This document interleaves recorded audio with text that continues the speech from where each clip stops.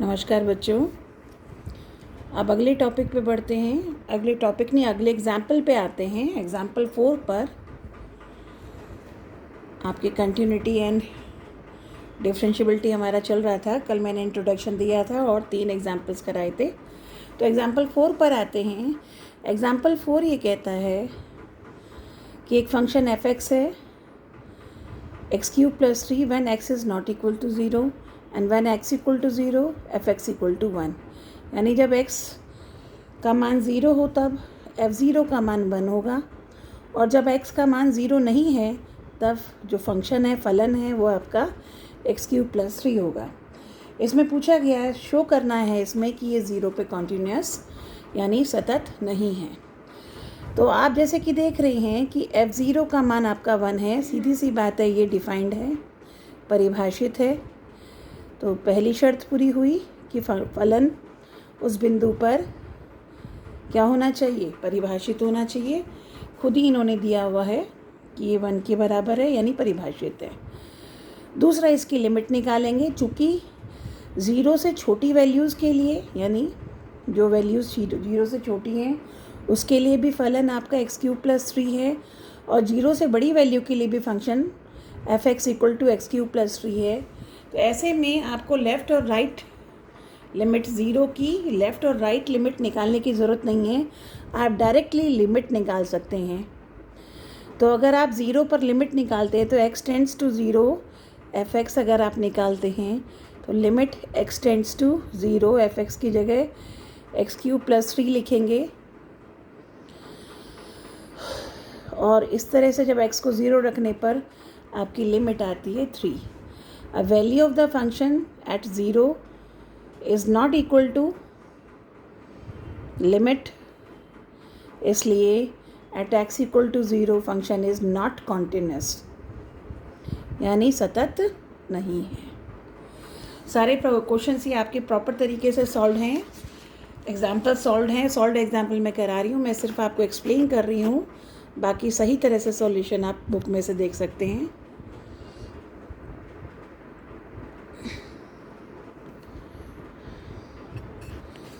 चलते हैं example number 5 पर।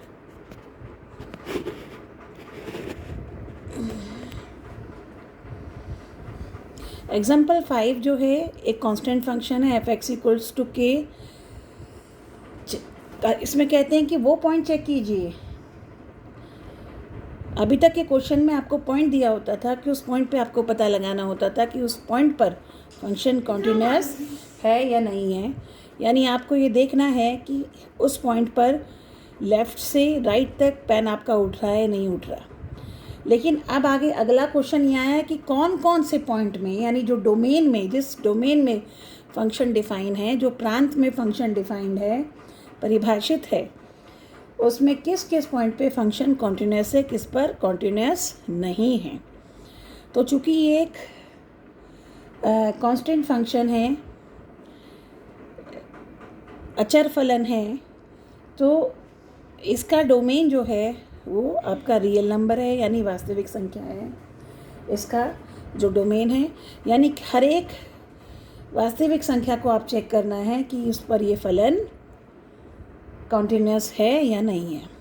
तो जब इस तरह से असंख्य पॉइंट्स हैं, इन असंख्य पॉइंट के लिए हम चेक करेंगे, तो अब असंख्य को तो हम चेक नहीं कर सकते। तो अब हम कहते हैं कि हमने इनमें से कोई भी एक पॉइंट ले लिया, उसका नाम दिया C।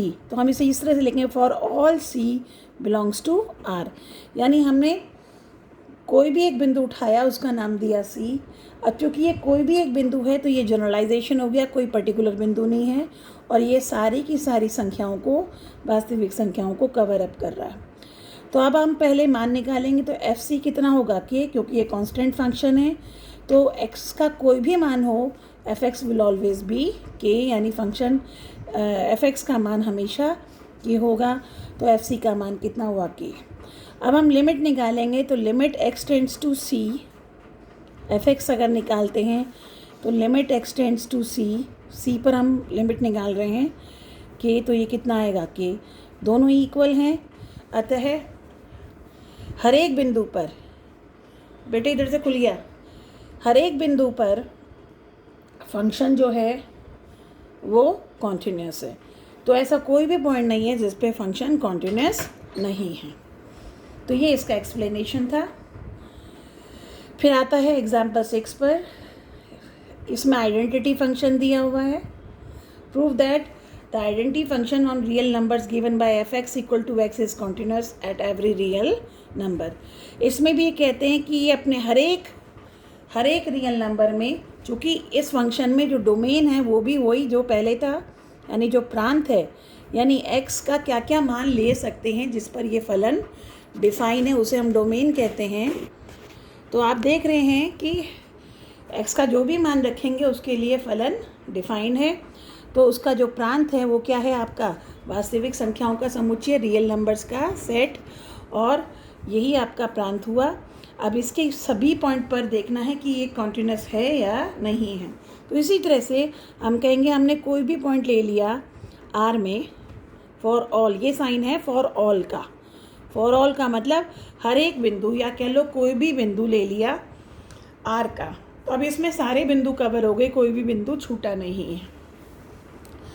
तो for all C belongs to R, f c का मान कितना होगा, C के बराबर। एफ एक्स बराबर एक्स का मतलब x की जगह C रखा तो यहाँ भी x की जगह C आया। तो किसी बिंदु C पर उसका मान कितना होगा, C ही होगा, तभी वो आइडेंटिटी फंक्शन कहलाता है, यानी तत्समक फलन। इसे कहते हैं हम तत्समक फलन। तत्समक फलन, तत्समक संख्या, तत्समक आव्यूह के बारे में हर टॉपिक में मैं आपको क्लियर करके बता चुकी हूँ उसका क्या मतलब है। फलन में भी तत्समक फलन के बारे में आपको बताया था। तो अब आप आगे आएंगे, अब लिमिट निकालेंगे। लिमिट किस पर, C पर। When x tends to C, यानी बिंदु जो x C की तरफ बढ़ रहा है, चाहे छोटी बाईं तरफ से चाहे दाईं तरफ से, क्योंकि फलन एक ही है तो इसलिए लिमिट डायरेक्ट निकाल देते हैं। तो limit x tends to C f x, तो limit x tends to C x, और ये भी कितना आया C, ये दोनों बराबर हैं। अतः हर एक बिंदु पर फलन क्या है, आपका फलन कॉन्टिन्यूस है। तो यही आपने देखा, मैंने 5 एग्जाम्पल कराए। इनमें 5 एग्जाम्पल में पहले 4 एग्जाम्पल में आपने देखा, 6 एग्जाम्पल कराए, इनमें 4 एग्जाम्पल में आपने देखा कि किसी दिए हुए बिंदु पर आपको देखना होता था कि फंक्शन जो है वो आपका कॉन्टिन्यूस है या नहीं है, जबकि एग्जाम्पल 5 और 6 में डोमेन के हर बिंदु पर चेक करना था कि फलन कॉन्टिन्यूस है या नहीं है। तो यहीं से फिर डेफिनेशन आती है कि कोई भी डेफिनेशन ये आती है कि कोई भी फलन f सतत कहलाता है। अब बात सतत की हो रही है, फलन की।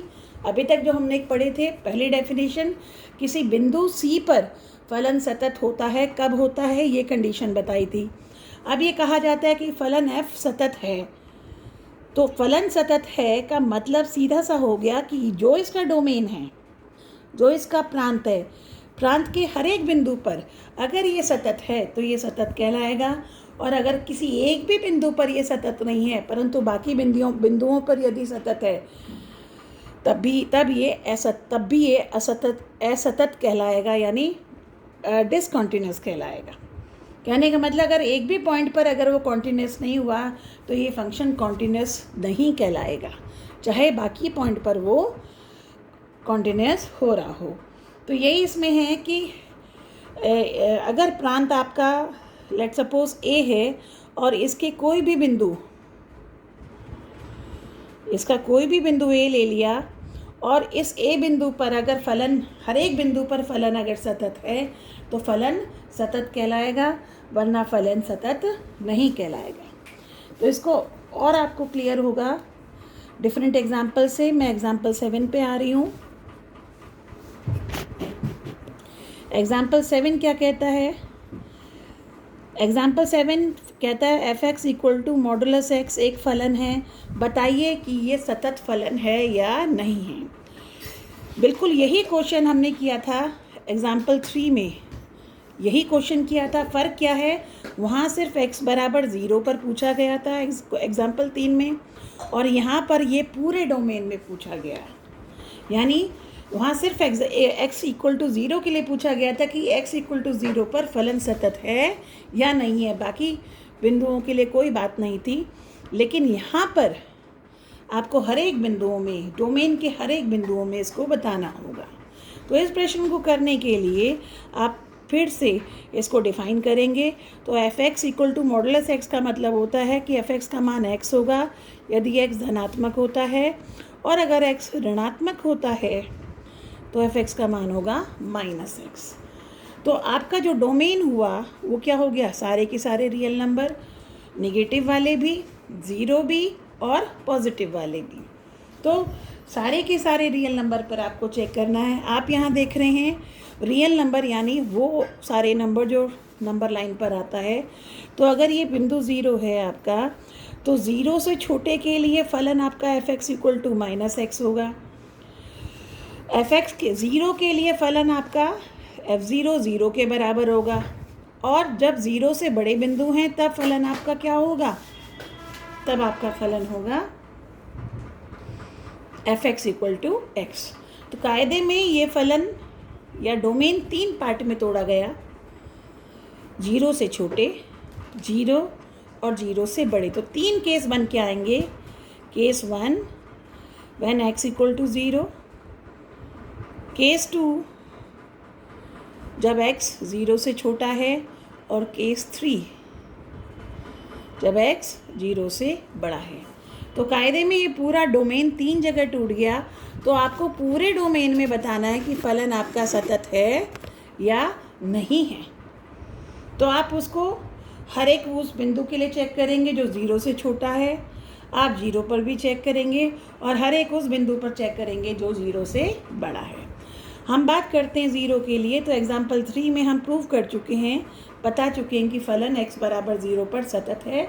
आप इससे पुराने वीडियो में मैंने उसे एक्सप्लेन भी किया हुआ है, और आपके जो NCERT का एग्जाम्पल 3 है वहाँ भी ये सॉल्व करके दिया हुआ है, आपको समझ आ जाएगा। पुरानी वीडियो को देख लेंगे।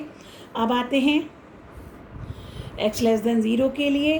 तो हम कहते हैं कि कोई भी बिंदु ले लिया C जो 0 से छोटा है, यानी अब हम इसके लिए बात कर रहे हैं। तो उसके लिए फलन क्या रहेगा आपका, f x equal to minus x. तो फिर एफ सी का मान कितना होगा, माइनस सी। और अगर आप लिमिट लेते हैं इसमें x tends to c, f x, तो ये कितना आएगा, limit x tends to c x, और ये आया माइनस एक्स, और ये आया माइनस सी। तो एफ सी का मान भी माइनस सी, और एफ एक्स का सी पर लिमिट भी माइनस सी, दोनों बराबर है। अतः हर एक वो बिंदु जो 0 से छोटा है उसके लिए भी फलन क्या है, सतत है। तीसरे केस में आएंगे जब फलन क्या है आपका, एफ एक्स किसके बराबर है, एक्स के बराबर। फिर आप कहेंगे कि हमने कोई भी बिंदु लिया सी जो 0 से बड़ा है, तब एफ सी का मान कितना होगा, सी के बराबर होगा। एक्स की जगह सी रखा तो एफ सी के। और अगर आप लिमिट लेंगे x tends to c, f x की जगह क्या आएगा, एक्स, तो ये भी क्या आएगा, सी। तो इस तरह से लिमिट की वैल्यू भी सी और फंक्शन का मान भी सी। कब, जब ये फलन क्या होता है, जब ये बिंदु कहाँ होता है, 0 से बड़ा होता है। तो आपने देखा 0 पे भी कॉन्टिन्यूस है, हर एक बिंदु जो 0 से छोटे हैं उन पर भी वो कॉन्टिन्यूस है, हर एक बिंदु जो 0 से बड़े हैं उस पर भी वो कॉन्टिन्यूस है। इसका मतलब इस पूरे डोमेन के हर एक बिंदु पर फलन सतत है।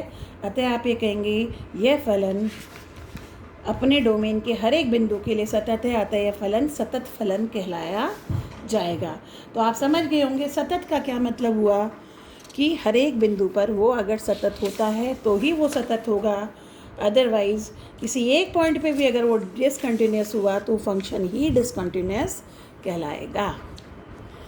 आते हैं आप एग्जाम्पल 8 पर।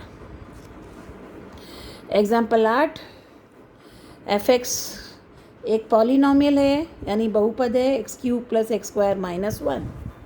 आप देख रहे हैं ये एक बहुपद है।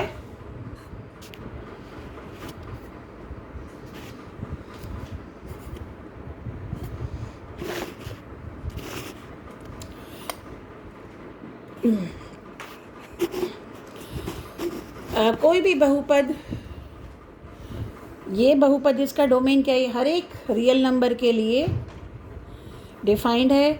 तो इसका जो डोमेन है वो क्या है, आर, और पूरे आर के लिए किसी भी बिंदु के लिए, चाहे वो पॉजिटिव हो, चाहे नेगेटिव हो, चाहे ज़ीरो हो, चाहे वो अपॉन में हो, चाहे फ्रैक्शन में हो, चाहे रैशनल हो, चाहे इरैशनल हो, चाहे परिमेय संख्या हो, चाहे अपरिमेय संख्या हो, हर एक के लिए फलन एक ही है। तो अब इसके लिए हम कहेंगे हमने कोई भी बिंदु लिया सी, कोई भी वास्तविक बिंदु लिया सी, यानी हमने कोई भी वास्तविक संख्या उठा ली। एक मिनट यार, सेटिंग बिगड़ रही है मेरी। अब दिखा होगा तो आप देख पा रहे हैं इसको।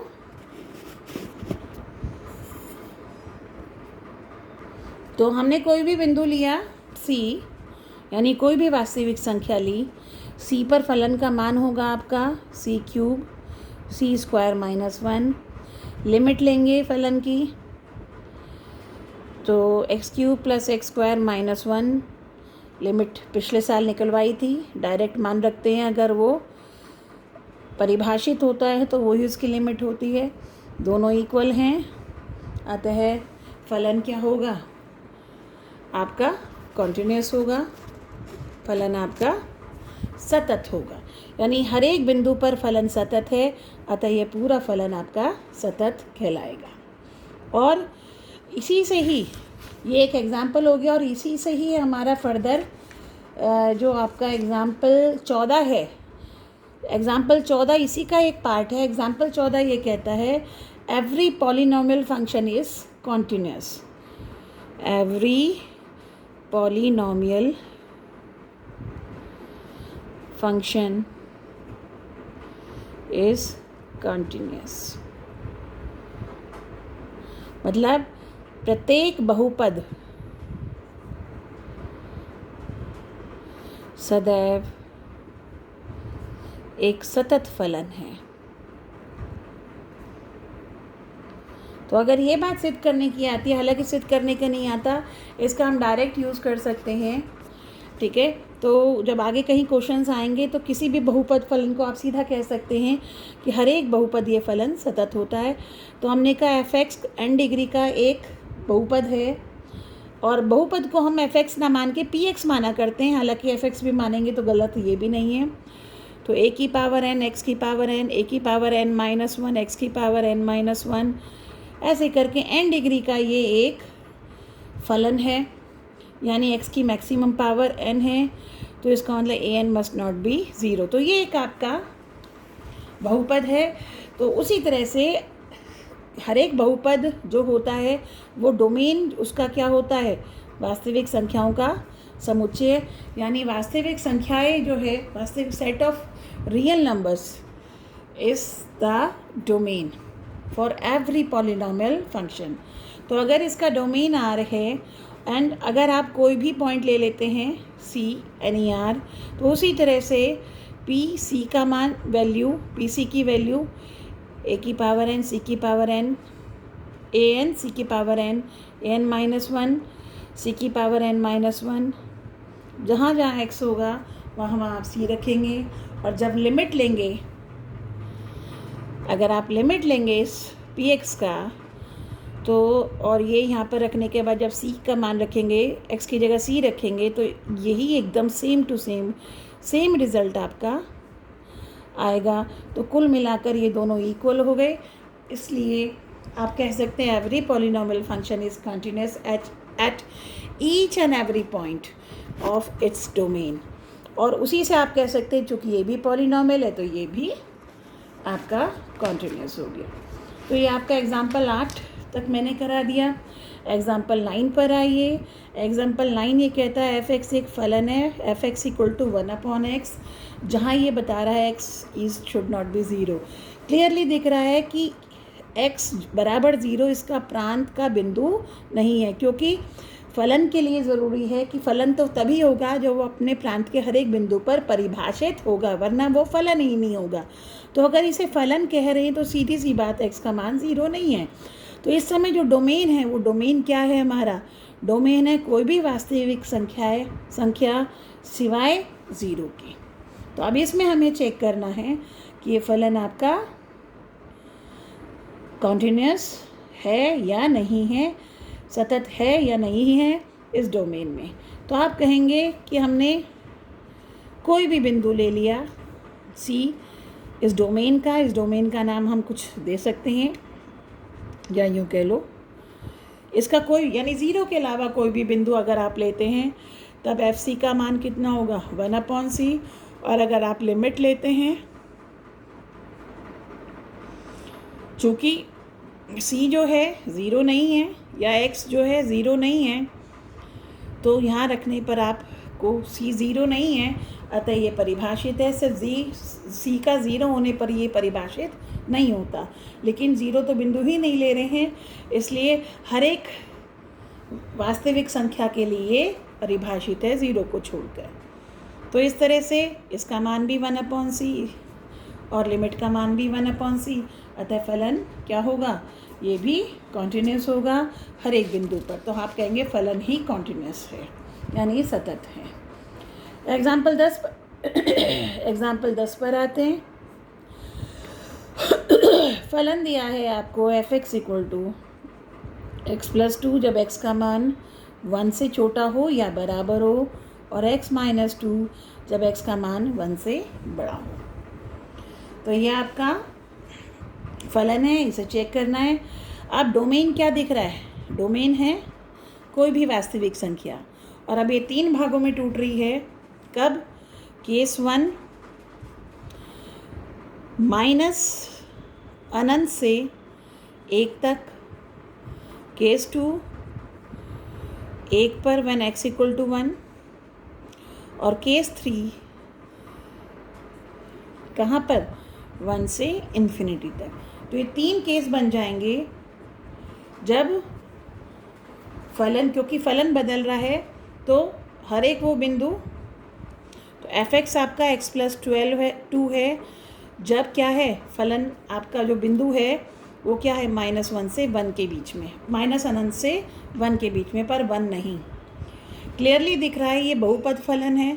तो आप कह सकते हैं अगर ये डोमेन है, अगर इसे एक क्वेश्चन मान के चलें कि ये अपना सेपरेट क्वेश्चन है, तो ये खुद में अपने आप में एक बहुपद है और बहुपद अपने अंतराल में सदैव क्या होता है, कॉन्टिन्यूस होता है। अभी बता के आई हूँ। तो इस तरह से आप ये कह सकते हैं x+2 अपने -1 से 1 के बीच में क्या है, सतत है। अदरवाइज़ आप इसको उसी ढंग से भी कर सकते हैं कि फॉर ऑल कोई भी बिंदु ले लिया आपने इसी अंतराल का -∞ से 1 के बीच में, तब f(c) का मान कितना होगा, c+2, और लिमिट जब लेंगे x tends to c x+2 की, तब भी ये क्या आएगा, c+2, दोनों बराबर है, अतः इस पे फलन क्या है आपका, सतत है। यानी हर एक बिंदु जो -1 से 1 के बीच में है, -∞ से 1 के बीच में, उस पे बिंदु सतत है। केस 3 भी बिल्कुल सेम होगा। यहाँ फलन क्या होगा, x-2।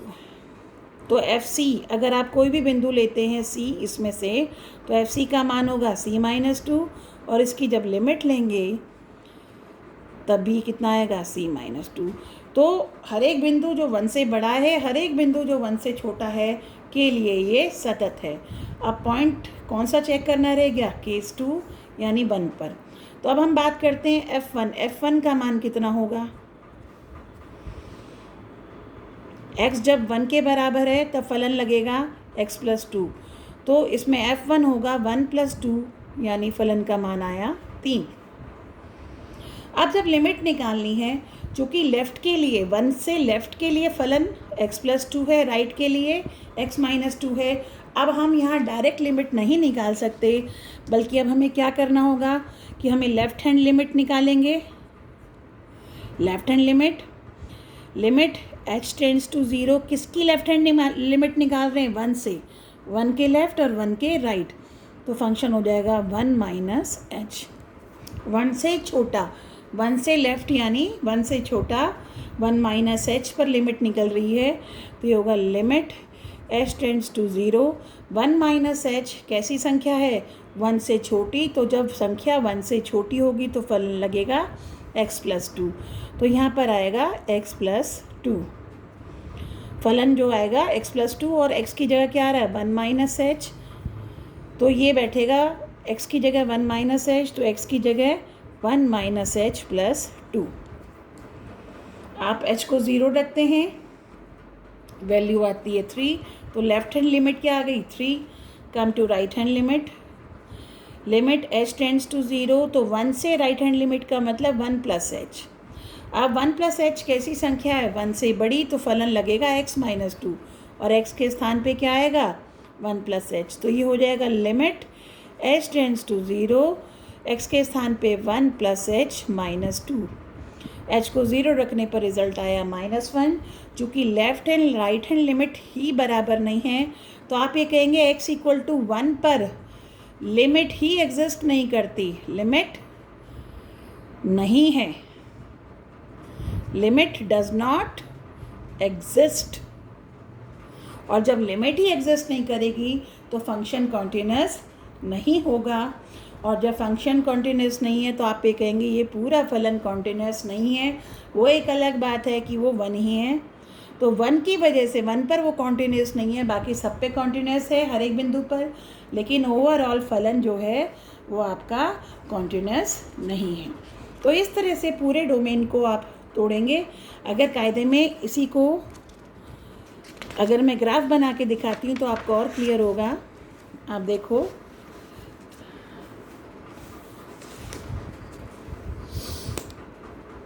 ये क्वेश्चन था आपका f(x) = x+2 जब x 1 से छोटा हो, x 1 से बड़ा हो, तो x-2। f(x) का मतलब y। तो व्हेन x की वैल्यू 1 तक लेंगे, 1 से छोटी या 1 तक, तो y = x+2 जो होगा वो ग्राफ होगा। यहाँ देखते ही समझ गए होंगे ये आपका क्या है, लाइन बन रही है, स्ट्रेट लाइन। तो जब स्ट्रेट लाइन बनानी होती है तो हम कोई भी 2 पॉइंट ले लेते हैं। तो इसको अगर हमें ड्रॉ करना हो तो स्ट्रेट लाइन के लिए 2 और मैक्सिमम 3 पॉइंट हम लेते हैं। तो लेकिन यहाँ पॉइंट क्या लेना है, 1 तक लेना है, 1 या 1 से छोटा। तो 1 से छोटा 0 हुआ, -1 हुआ। तो अगर हम x को एक बार 0 ले लेते हैं, एक बार -1 और एक बार ले लेते हैं 1, 3 पॉइंट ले लेते हैं। तो जब x 0 था तो y कितना था 2, जब ये -1 था तो y था 1, और जब ये 1 था तो ये था 3।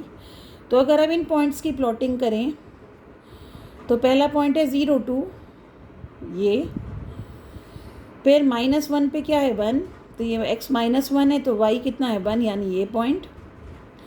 और जब x 1 है तो y कितना है 3, यानी ये पॉइंट।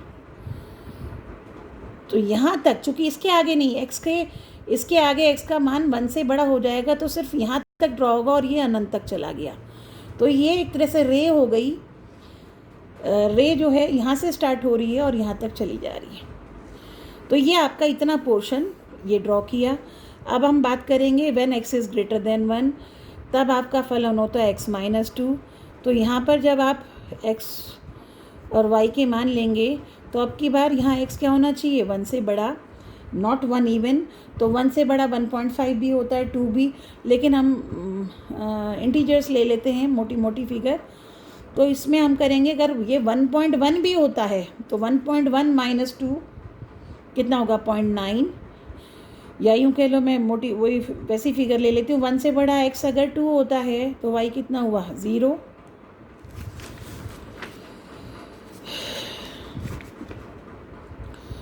और अगर 1 भी लेते इसमें, 1 से जस्ट ऊपर मैं ले रही हूँ, उसमें 1.1, x लिया 1.1, तो y कितना हुआ -0.9, -0.9। और फिर मैंने लिया x को 3, तो ये आया 1। तो जब x 1.1 यानी यहाँ पर है करीब करीब, तो y -9 के पॉइंट, -1 के पास यहाँ -9 होगा, तो ये करीब करीब पॉइंट आया। फिर जब x होगा 2 तो y होगा 0, यानी ये पॉइंट आया। जब x 3 हुआ तो y हुआ 1, यानी ये पॉइंट आया। तो ये लाइन ऐसे चली गई और इस तरह से ये एक स्ट्रेट लाइन बनती चली गई। तो देखने से ही पता चल रहा है कि अनंत से आ रही थी, इस तरह से लाइन चलती आ रही थी, पीछे अनंत से, नेगेटिव अनंत से आ रही थी और यहाँ तक चली गई। उसके बाद यहाँ से पेन उठा और फिर यहाँ पर रखा गया और अब यहाँ से अनंत तक। तो 1 से ऊपर कॉन्टिन्यूस है, कहीं पेन नहीं उठेगा। 1 से नीचे कॉन्टिन्यूस है, कहीं पेन नहीं उठेगा, सिर्फ कहाँ उठेगा 1 पर। तो ये 1 पर क्या है, कॉन्टिन्यूस नहीं है, सतत नहीं है, और इसलिए ये फलन ही सतत नहीं होगा। ठीक इसी तरह से आपका एग्जाम्पल 11 है, बिल्कुल सेम, आप इसे आराम से कर लेंगे, कोई दिक्कत नहीं आएगी। फंक्शन एफ एक्स क्या है, x+2, यदि x क्या होता है 1 से छोटा, फलन का मान 0 है, किस पर, 1 पर। और ये बिल्कुल यही सेम क्वेश्चन है, थोड़ा सा फ़र्क इसमें आ गया कि इसमें 1 पर जो है 3 मान नहीं आके क्या आएगा, 1 पर 0 आएगा। तो 1 पर 0 का मतलब क्या बिंदु होगा, ये और आएगा इसमें, इधर। जब x का मान 1 है तो y का मान कितना है, 0, तो ये बिंदु भी इसमें आएगा। तो बिल्कुल सेम सा ही क्वेश्चन है। तो देख रहे हैं इसमें भी कॉन्टिन्यूस किस पे, 1 पर नहीं होगा, बाकी के लिए सेम है। तो आप इस एग्जाम्पल को पढ़ेंगे, अब आपको बहुत आसानी से समझ आ जाएगा। तो इसलिए अब हम आगे बढ़ते हैं। यही चीज़ आपका फिर एग्जाम्पल 12 है, ये भी बिल्कुल वैसा ही क्वेश्चन है। एफ एक्स आपको दे रखा है x+2 जब x 0 से छोटा और x-x+2 जब x 0 से बड़ा। तो 3 जगह हो गया, केस 1 0 से छोटा, केस 2 0 से बड़ा, और 0 इसका डिफाइन ही नहीं है। तो अब यहाँ देखेंगे, अगर आप इसको अगर सॉल्व करेंगे तो अब 0 है ही नहीं इसमें, तो 2 ही केस हो गए 0 से, क्योंकि 0 पे फंक्शन डिफाइन ही नहीं है। तो केस 1 जब 0 से छोटा है तब फलन क्या है, f(x = x+2)। अगर इसको मैं एक डोमेन D1 मान लूँ तो इस डोमेन में ये कैसा बहुपदीय फलन है। हर एक बहुपदीय फलन क्या होता है आपका, सतत होता है। तो इस D1 में भी ये सतत है, और ये अगर इसको D2 मान लूँ तो इसमें फलन क्या बैठेगा आपका, -x+2। तो ये भी आपका क्या है, सतत है। क्लियर, 0 पे फंक्शन डिफाइन ही नहीं है। तो इसमें भी कॉन्टिन्यूस है, इसमें भी कॉन्टिन्यूस है, अतः ये पूरा फंक्शन क्या है, कॉन्टिन्यूस है। तो इस तरह से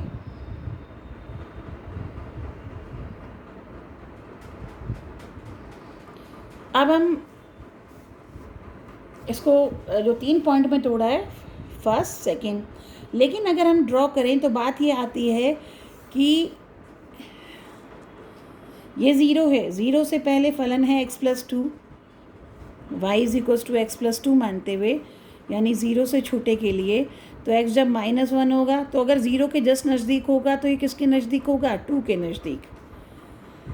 y क्या होगा, 2 के नज़दीक होगा जब x क्या होगा, 0 के पास में।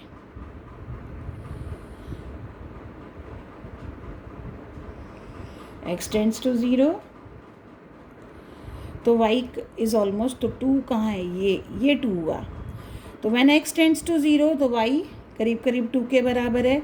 तो x से जस्ट छोटे कहेंगे कि -0.001 पर, -0.0001 पर वैल्यू किसके पास होगी, बहुत हद तक 2 के पास होगी। फिर x जब -1 होगा तो y कितना हो जाएगा, +1, यानी -1 पे ये आ जाएगी। चूँकि ये भी आपकी स्ट्रेट लाइन है तो इस तरह से इसकी फिगर यूँ बन के आएगी। ऐसे ही इसके लिए अब हम यहाँ, ये किसके लिए, जब x का मान 0 से बड़ा है यानी धनात्मक है। तो जब x का मान 0 से बड़ा है, हम 0.1 मान लेते हैं, तो 0.1 का मतलब 1.9 के आसपास, यानी जैसे जैसे जब फिर x का मान कितना होगा, 1, तो ये कितना हो जाएगा, जब x का मान 1 रखेंगे तो 1 रखने पर ये क्या होगा, 2 - 1 यानी 1, यानी ये बिंदु। तो इस तरह से ड्रॉ करते हुए आएंगे। तो सवाल है इसका, इस पे भले ही फंक्शन ना आ रहा हो, लेकिन इसके बेहद नज़दीक, तो ज़ीरो पर हमें चेक करना पड़ेगा, क्योंकि इसमें हमें देखना है कि ये फलन किसी बिंदु पे रुक तो नहीं रहा। लेकिन हम यहाँ डिस्क्राइब कर चुके हैं कि जहाँ ये डिफाइंड है उसमें ये हर एक बिंदु पर ये फलन क्या है, कॉन्टिन्यूस है, तो ये फलन कॉन्टिन्यूस ही होगा। हालांकि तुम्हारी किताब में यहाँ तीसरा पॉइंट करके बताया हुआ है, लेकिन जब हम चेक करते हैं तो उसके डोमेन के हर एक बिंदु पे करते हैं, और हर एक बिंदु पे हमने कर लिया है, तो इसको तीसरे को चेक करने की ज़रूरत नहीं है। लेकिन अगर आप ज़ीरो पे भी निकालना चाहें तो वैल्यू ऑफ द फंक्शन तो आपका ज़ीरो पे डिफाइन है ही नहीं, या दोनों तरफ अगर हम करके रखें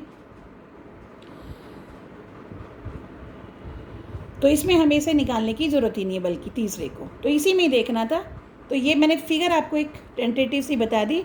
यहाँ पर ये गोला इसलिए आया कि यहाँ पर इसका मान ही, यानी इस पर फंक्शन डिफाइन नहीं है, तो देखने में भले ही ये डिस्कनेक्टेड लगा हो, लेकिन अपने डोमेन में ये कनेक्टेड है। तो ये आपका एग्ज़ाम्पल 12 था। इसी तरह से एग्ज़ाम्पल 13 है, वो भी बहुत आसान है, आप आराम से समझ पाएंगे, अब आपको कोई दिक्कत नहीं होगी। f(x) = x जब x 0 से बड़ा हो और जब x 0 से छोटा हो इट इज़ x²। तो आप इसे पाएंगे कि 3 जगह 0 पे तोड़ेंगे, 0 से बड़ा और 0 से छोटा, 3 उसमें, और ये क्लियर कट आपकी बुक में दिया हुआ है, आप आसानी से इसको समझ पाएंगे। किताब में देखिए जैसे ऊपर के हम करके आए हैं, बिल्कुल ऐसे कि ऐसे ये सॉल्व हो जाएंगे। अगर फिर भी आपको ये क्वेश्चन, ये एग्जाम्पल समझ नहीं आता, तो आप इसी वीडियो के कमेंट सेक्शन में जाकर मुझे कंसल्ट कर सकते हैं, आप प्रॉब्लम पूछ सकते हैं, मैं इसको फिर से एक्सप्लेन कर दूंगी, वरना सेम तरीके से ये आपका सॉल्व हो जाएगा।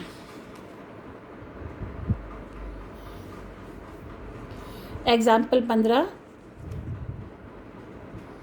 आपका ग्रेटेस्ट इंटीजर फलन है f(x) ये ग्रेटेस्ट इंटीजर फलन है, यानी महत्तम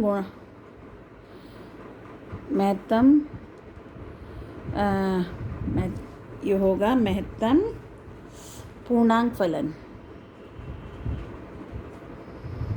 यानी greatest integral function. Last year जब फंक्शंस पढ़े थे तो उसमें हमने इसे समझाया था कि ग्रेटेस्ट इंटीजर फंक्शन क्या होता है, यानी x कोई भी रियल नंबर हो सकता है, उस रियल नंबर से जस्ट छोटा जो सबसे बड़ा, उस रियल नंबर, कोई भी रियल नंबर हो सकता है, जैसे कि 2.2 अगर मैंने ले लिया, तो 2.2 से छोटे जितने भी आपके इंटीजर्स हैं, यानी पूर्णांक हैं, 2.2 से छोटे पूर्णांक कौन से हैं, 2, 1, 0, -1 कहाँ तक, माइनस अनंत तक, ये आपके सारे छोटे पूर्णांक हैं। इनमें जो सबसे बड़ा पूर्णांक है वो मान ही आपका इस फलन का मान होगा। तो अगर मैं f(2.2) की बात करूं तो ग्रेटेस्ट इंटीजर 2.2 कितना होगा, 2। ऐसे f(1.9) का मतलब कितना होगा, 1। f-1.9 का क्या मतलब होगा, -1। अगर हम आप नंबर लाइन पर आएँ तो ये 0, ये -1, ये -2, तो -1.9 यहाँ बैठता है। तो -1.9 से छोटे पूर्णांक सारे क्या हैं, -1.9 से छोटे पूर्णांक है -2, उससे भी छोटा -3, उससे भी छोटा -4, अप टू इन्फिनिटी, -इन्फिनिटी। तो इनमें सबसे बड़ा क्या है, -2। तो -1.9 का सबसे बड़ा पूर्णांक जो है वो है आपका -2। तो इस तरह से आपके ये फलन जो है वो क्या है, फलन ग्रेटेस्ट इंटीजर फलन होता है। अब इसमें पूछा है कि क्या ये फलन डिसकंटिन्यूअस है और किस किस बिंदु पर ये डिस्कनेक्ट होता है। तो वैसे तो आपको यहीं से क्लियर होगा कि जब वैल्यूज़ 0 से 1 के बीच में है, जब x का मान 0 से लेकर 1.9 तक है, 0.9 तक है, तो एफ एक्स का मान 0 होगा। और फिर जब ये 1 से 1.9 तक है तो एफ एक्स का मान 1 होगा, यानी हर एक इंटीजर पर वैल्यूज़ चेंज हो रही है। तो हम इसमें क्या करते हैं, हम प्रूव करने के लिए हमने कोई भी के ले लिया, बिंदु ले लिया इसके पूर्णांक में, और वो किसके बराबर, एक पूर्णांक है, कोई भी पूर्णांक ले लिया हमने। तो किसी पूर्णांक पर फलन का मान कितना होगा, के होगा। लेकिन अब अगर हम लेफ्ट हैंड लिमिट ले लें के पर, तब यानी लिमिट लें लेफ्ट हैंड लिमिट बिंदु के पर, तो limit h tends to 0 k-1 के लिए, तो limit h tends to 0 k-1 कितना होगा। तो k क्या है आपका, कोई भी पूर्णांक। और पूर्णांक क्या, मैं इसको लेती हूँ, मैं इसको कोई भी आपकी संख्या ले लेती हूँ, फॉर ऑल रियल नंबर, चूँकि रियल नंबर के लिए डिफाइन है, मैंने कोई भी संख्या ले ली। तो एफ के का मान क्या होगा,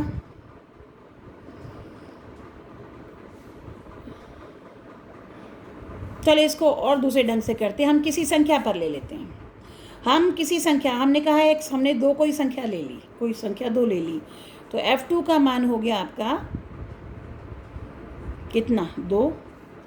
अब अगर मैं लिमिट लूँगी 2 पर, तो लेफ्ट हैंड लिमिट अगर हम लेते हैं तो limit h tends to 0, f कहाँ पर ले रहे हैं, 2 पर ले रहे हैं, तो 2 माइनस h, तो ये फंक्शन हो जाएगा 2 माइनस h। अब 2 माइनस h कैसी संख्या है, 2 से जस्ट छोटी, तो 2 से छोटी कोई संख्या है लेकिन 1 से बड़ी, क्योंकि h बहुत छोटी संख्या है, तो 1 से बड़ी है लेकिन 2 से छोटी, तब इसका मान कितना आएगा, 1। तो लेफ्ट हैंड लिमिट कितनी आई, 1। अगर राइट हैंड लिमिट निकालेंगे, limit h tends to 0 f2 plus h, चूँकि h बहुत छोटी संख्या है, तो ये 2 प्लस h कैसी संख्या है, 2 से जस्ट बड़ी, 2 point something, but not crossing 3 और नॉट टचिंग 3। तो 2 प्लस h अगर है तो तब इसका मान कितना होगा, 2। तो लेफ़्ट और राइट हैंड लिमिट ही बराबर नहीं है। तो आप देखेंगे ये मैंने किसी एक पूर्णांक के लिए सेट करके दिखा दिया, यही चीज़ मैं आपको यहाँ बताने वाली थी। लेकिन जब किसी एक चीज़ को आपको ना करना होता है तो आपने सिर्फ एक पूर्णांक के लिए बता दिया कि एक किसी 2 पर ही ये क्या है, कॉन्टिन्यूस नहीं है, इसी तरह से 3 पर भी ये कॉन्टिन्यूस नहीं होगा। उस तरह से आप कह सकते हैं किसी भी पूर्णांक पर ये कॉन्टिन्यूस नहीं है, तो ये फलन हर एक पूर्णांक पर डिसकॉन्टिन्यूस है। तो यही आपका ये एग्जाम्पल था। इन्होंने इसको दूसरे ढंग से लिया है, मैंने आपको एक एग्जाम्पल से समझा दिया है।